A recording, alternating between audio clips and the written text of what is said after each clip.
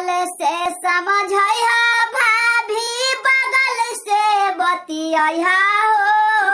अगल से समझैहा भाभी बगल से बतियैहा हो। आइला है कोरोना वायरस हाथ मत मिलैहा हो। आइला है कोरोना वायरस हाथ मत मिलैहा हो। घरवे में रहिया चाची बाहर मत निकलिया हो। घरवे में रहिया चाची बाहर मत निकलिया हो।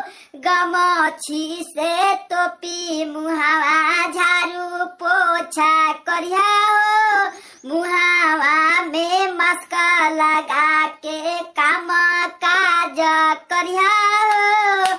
अगल से बतियैहा भाऊजी बगल से समझैहा हो।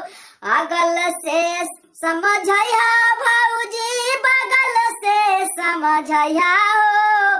भैया लोग के छुअल चीजवा धोई धोई खैहा हो। भैया लोग के छुअल चीजवा धोई धोई खैहा हो।